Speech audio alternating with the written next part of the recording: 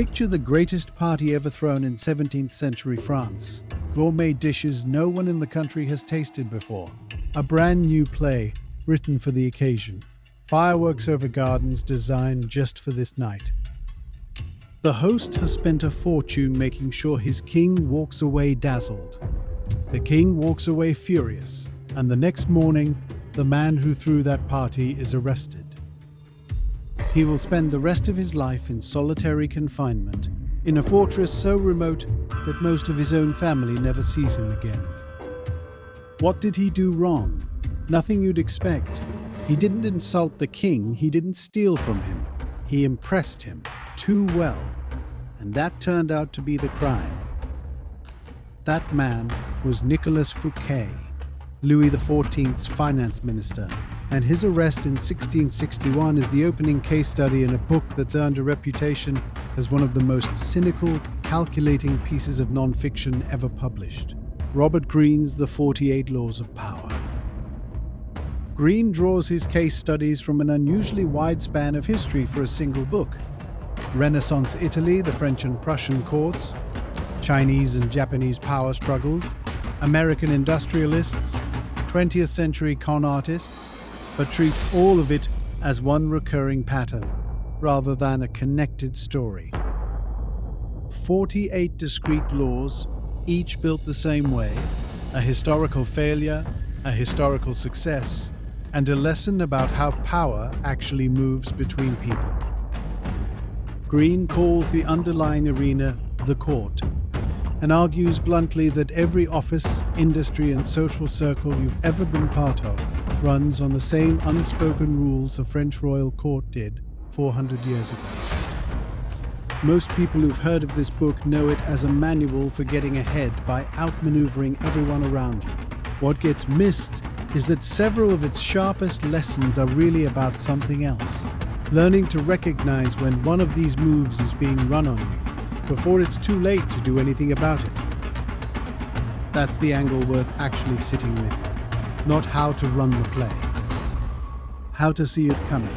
Fouquet's law, the very first one in the book, is never outshine the master.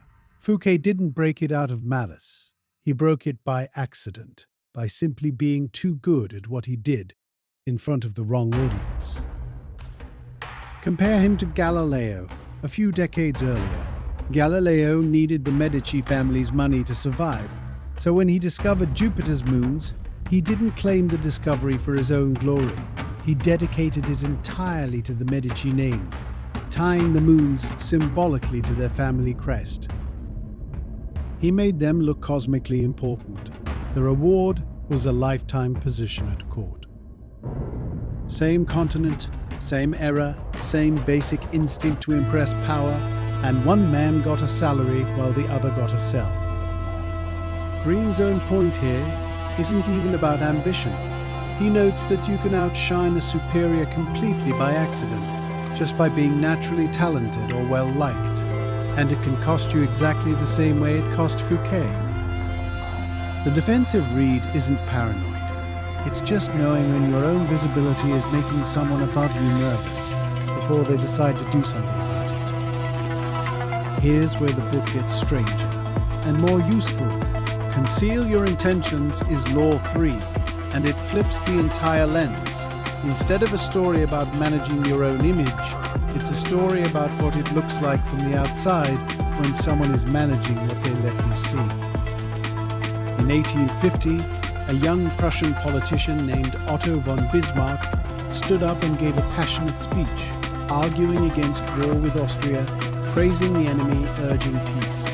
It was so convincingly out of character that it calmed an entire legislature down. The king was grateful. He made Bismarck a minister, and from that position, Bismarck spent the following years quietly engineering the exact war and the unification of Germany under Prussia that he'd wanted the entire time. The speech wasn't a change of heart. It was camouflage that bought him a seat at the table. Greene pairs that with a smaller, sharper story. A courtesan named Ninon de l'Enclos, coaching a young nobleman through a courtship, teaching him distance, unpredictability, calculated ambiguity, anything to keep the woman he wanted off balance and intrigued. It worked, right up until he broke script and just told her how he felt. The moment his intentions were plainly known, the spell broke completely. Greene's blunt conclusion: most people are open books. They'll tell you exactly what they want if you just watch and wait.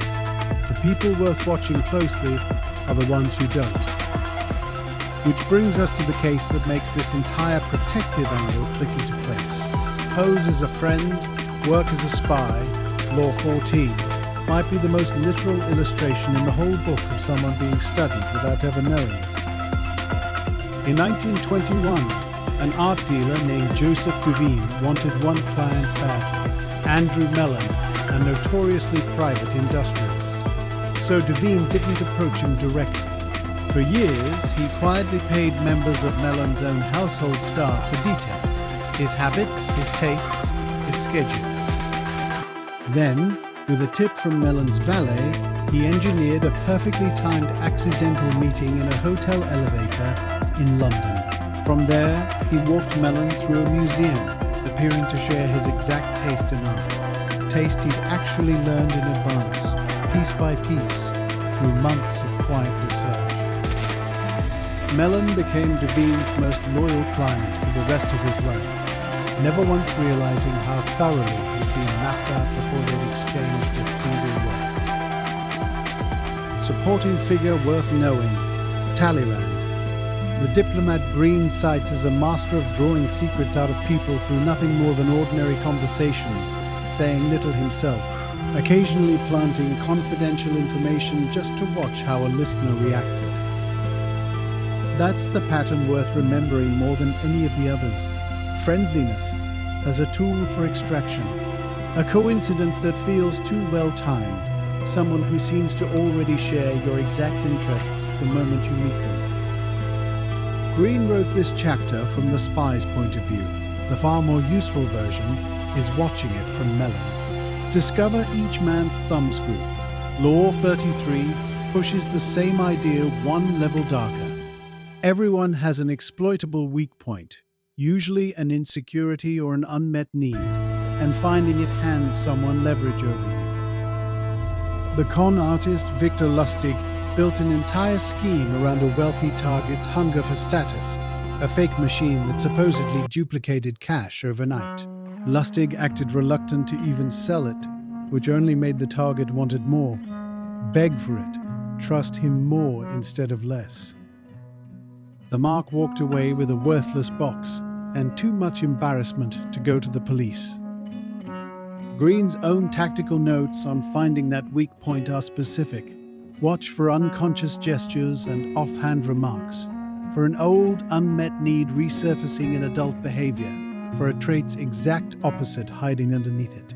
The person acting toughest is often the most insecure, and, in a group, for the one person most likely to give way under pressure. This is worth being honest about. Greene writes this chapter purely as an offensive playbook, how to find someone else's weakness and use it, flipping it towards self-protection. Knowing your own tells before someone else finds them first is a reasonable extension of the material. It isn't something Greene states outright.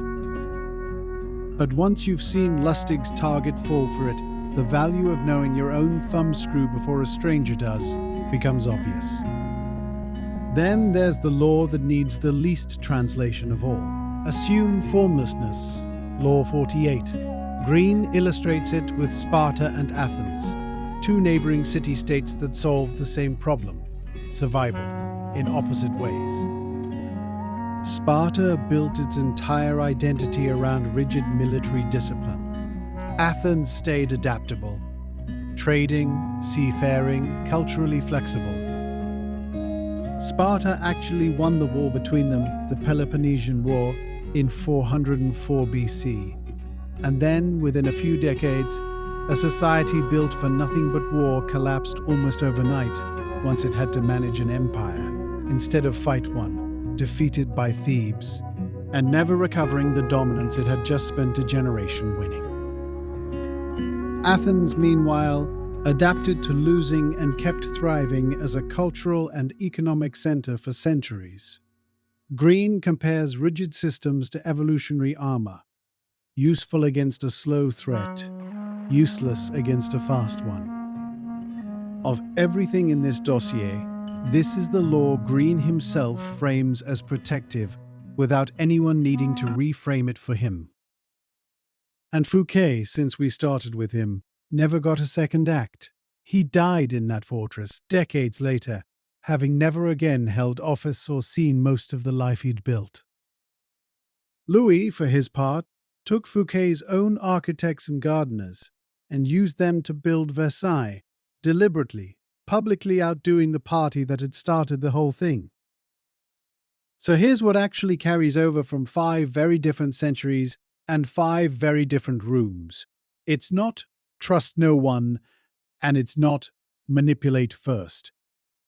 It's a single, specific question, one you can actually use when someone's warmth, timing, or sudden interest in you feels a little too convenient, a coincidence that's too well timed, a stranger who already seems to share your taste, a compliment that arrives right when you're most flattered by it. Ask what they'd need to know about you in advance to make it land that well. If the honest answer is more than a stranger should know, that's not paranoia. That's the same signal Andrew Mellon missed, and it's the one thing every story here has in common. 5 laws made it into this video. 43 didn't. Each one still sitting in Greene's book with its own transgression, its own observance, its own winner, and its own loser. If this surprised you, that's what the channel is for. Hit like, subscribe, and come back for the next one. And if you want to go deeper on this, there's a link in the description below.